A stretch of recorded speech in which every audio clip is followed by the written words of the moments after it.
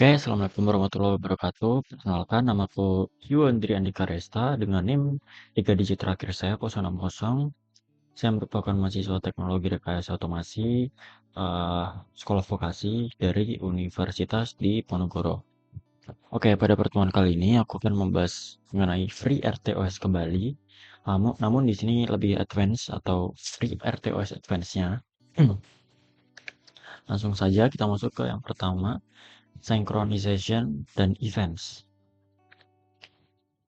Oke, event groups dan multi-MCU coordination. Nah, event groups itu synchronize multiple task using 24 bit flags. Jadi, event groups ini mensinkronasi uh, task ganda menggunakan 24 bit. Multi-wait task can block until any or all bits are set. Jadi, multi-wait ini task itu bisa ditunda sampai semua bits itu siap. Distributed systems cross processors that sync via UART atau SPI protocols plus remote RTOS object. Jadi cross processor ini mensinkronasi menggunakan UART atau SPI protokol plus remote RTOS object. Jadi di sini ada juga diagram kerjanya. Transit old register menuju ke transmit shift register, kemudian menuju ke sebelum itu kita menuju ke dari baud rate generator menuju ke control logic atau control logic satunya lagi itu menuju ke transmit hold register. Jadi sebenarnya prosesnya sama, hanya di sini terdapat dua karena yang satu sebagai transmitter, yang satu sebagai receiver. Berikutnya ada evolusi dari signaling, yaitu task notifikasi. Task notifications are 45% faster and consume significantly less RAM than binary semaphores by bypassing the overhead of event object. Jadi, task notifikasi itu 45% lebih cepat dan mengonsumsi RAM itu lebih sedikit daripada binary semaphore, yaitu TWS binary semaphore. Bisa dilihat di sini ada perbandingannya, task notifikasi itu 95% lebih efisien, semaphore itu lebih 70% lebih efisien, QA communication tuh 45% efisiensi. Selanjut, semaphore varieties dan priority inheritance. Binary dan counting. Binary semaphores are for signaling. Counting semaphores manage pools of resources. Kemudian berikutnya ada mutex dan inheritance. Mutexes include priority inheritance. If a high priority task blocks on a mutex, the holder's priority is boosted to prevent priority inversion. Jadi untuk yang mutex dan inheritance itu, mutex termasuk ke dalam priority inheritance. Jadi misalkan sebuah tugas dengan prioritas tinggi memblok mutex, maka the holder's priority itu jadi prevent priority. Berikutnya, memory dan resource management. The 5 phase of heap. Heap underscore 1 to heap underscore 5. Heap. Di sini ada beberapa kategori heap type, allocation strategy, freeing support, based use case. Jadi heap pertama itu paling simple. Freeing supportnya tuh vport free. Best use case-nya tuh sebagai safety dan membenarkan tugas. Jadi sebagai safety. Heap 2 best fit itu bisa sebagai apapun, jadi best fit, no coalesce, jadi free supportnya yes. Untuk best use case-nya itu legacy system. Untuk heap 4 first fit coalesce, untuk free support yes. Best use case-nya itu production standard. Heap 5 multi-region allocation strategy-nya itu multi-region, free supportnya yes. Best use case-nya itu non-contiguous RAM chips. Static allocation for safety critical systems. Removing runtime malloc dependencies is a hallmark of safety critical firmware. No fragmentation, RAM is allocated at compile time. Guaranteed runtime prevents PV port malloc, failures in the field. Determinism, critical for CL3 and ISO 26262 standards. Berikutnya, critical sections dan task suspensions, 100% atomic execution. Task control, task enter underscore critical, disables interrupt. Jadi task enter critical itu fungsinya menonaktifkan interrupt untuk super pendek atomic operation. Vita suspend itu yaitu menyelesaikan pause tugas dari penjadwalan tanpa menghapus task tersebut. Itu ideal untuk power saving. Data stream dan buffer. Message versus stream buffers. High speed pipes. Stream buffers byte by byte continuous stream. Triggers based on level threshold. Message buffers. Pectazite variable length discrete message with atomic length headers. Oke, mungkin cukup sekian penjelasan singkat dari teorinya. Kita langsung masuk ke program dan demonstrasi videonya.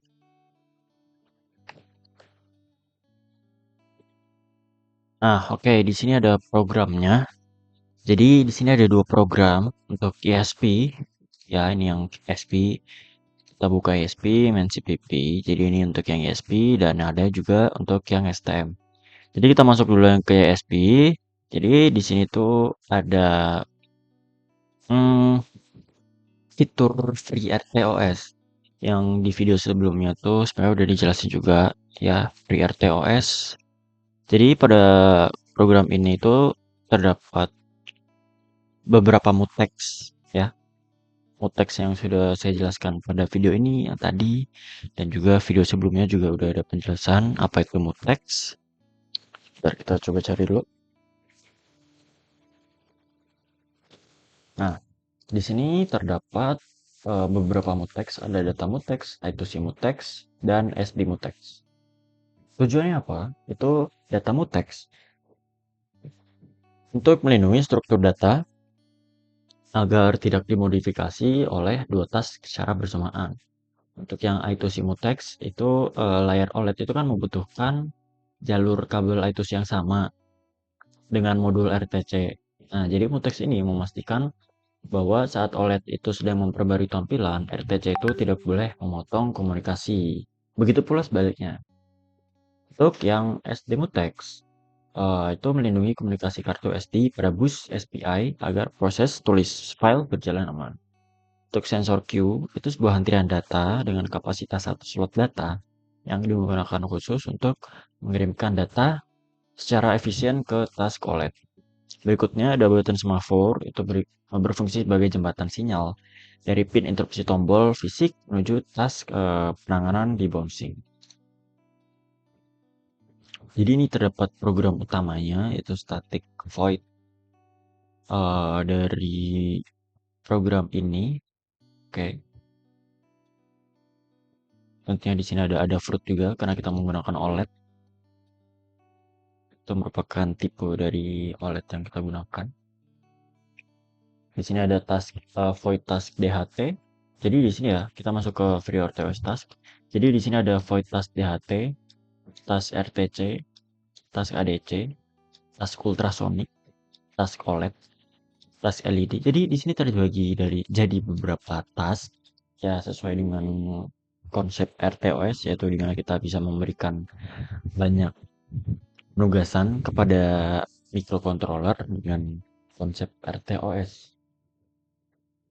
Jadi kurang lebih seperti ini. Untuk core 1, jadi terbagi menjadi beberapa core. Core 1 itu khusus menangani pembacaan sensor. Tas DHT yang tadi itu membaca suhu dan kelembapan dari DHT22. Tas RTC itu mengambil data waktu tanggal terbaru. Tas ADC itu membaca nilai analog dari potensiometer. Tas ultrasonik itu memicu sensor HCS04 untuk mengukur jarak. Jadi ini kan tadi ada tas LED, tas OLED ya, tas ultrasonik.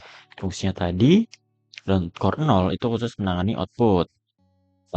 Tas OLED itu mengambil kiriman data dari Q dan merender tampilan ke layar. Tas LED itu memantau nilai LCD. Tas button itu tas ini tertidur ketika menggunakan tombol fisik ditekan. Tas SD card itu mengambil snapshot seluruh data sensor dari memori bersama, membuka berkas di SD card dan melakukan append. Jadi untuk logikanya seperti itu. Mungkin untuk programnya seperti itu kita langsung lanjut ke video demonstrasi. Nah, kita di sini masuk ke video apa namanya? Demonstrasinya. Sebentar. Oke, di sini udah terlihat video demonstrasinya. Langsung saja kita play untuk melihat penjelasannya.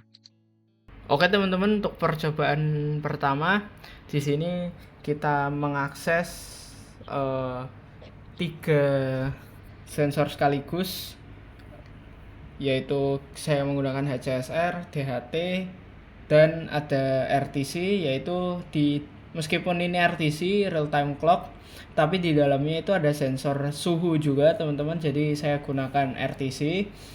Kita di sini projectnya itu FreeRTOS dengan menggunakan 3 atau lebih sensor, dan kita akan mengakses juga ADC dan DAC, kemudian ada SPI juga, kita ada SPI juga, dan juga kita mengakses I2C. Jadi kita menggunakan LED OLED untuk mengakses I2C, lalu kemudian ADC dan DAC menggunakan potensio untuk LED, dan untuk SPI-nya sendiri teman-teman kita menggunakan yaitu modul SD card seperti ini. Ya, ini untuk programnya sudah kita upload. Sebentar. Programnya sudah upload, sukses untuk terupload. Kita bisa lihat untuk tampilan LCD-nya ini kita akan atur dulu. Ini ada push button untuk mengganti modenya. Untuk mengganti mana yang ingin dijalankan, ini untuk patch 1, ini 2, untuk RTC, lalu ada potensio juga, lalu kemudian ada HCSR juga. Untuk patch 1 kita akan bahas terlebih dahulu. Untuk patch 1 ini untuk task 1, untuk DHT 22 ini memonitoring sebentar. Untuk DHT 22 ini 29 derajat Celcius dan HAM kelembapannya itu sekitar 39,4%. Lalu kita next lagi untuk RTC, yaitu karena real time clock jadi saya tambahkan juga untuk timenya. Untuk sekarang jam 2:36 siang, dan date-nya itu tanggal 2 bulan 6 tahun 2026, dan untuk temperaturnya ini 28,8 Celcius. Lalu untuk patch 3 potensio kita akses langsung teman-teman. Kita akan putar potensionya, kita akan putar ya. Untuk ADC raw-nya kita akan 0, lalu LED-nya tidak menyala teman-teman. Untuk LED-nya kita akan putar lagi, kita akan tambah menjadi 1000 lebih sampai LED-nya menyala. Dan ya, menyala teman-teman. Untuk LED-nya ketika diputar di angka 2100 ADC-nya, dan DAC outputnya sekitar 138 banding 255. Lalu status LED-nya on.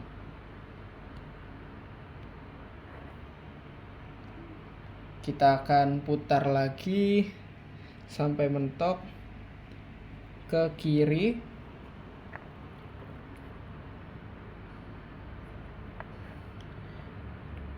Kita akan mentokkan teman-teman. Ya, ini sudah mentok. Oke, langsung kita lanjut ke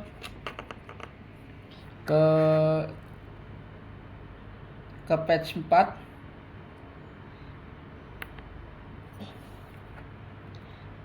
Di patch 4 ini ada CSR, yaitu distance. Kita menggunakan sensor HCSR untuk mengetahui jarak. Oke, mungkin untuk percobaan pertama dengan menggunakan ISP kita SD cardnya ini akan Nah, ini untuk SD card-nya. meng-save data yang sudah kita ambil dengan menggunakan sensor, akan di-save melalui SD card ini. Oke, mungkin kurang lebih seperti itu ya buat penjelasan dari program yang ini, yang pada program VS Code yang tadi saya jelaskan. Oke, mungkin kurang lebihnya mohon maaf jika terdapat kesalahan atau kekeliruan yang pada teori yang saya jelaskan atau demonstrasi yang saya jelaskan. Mohon maaf. Balik lagi, kurang lebihnya mohon maaf. Terima kasih. Wassalamualaikum warahmatullahi wabarakatuh.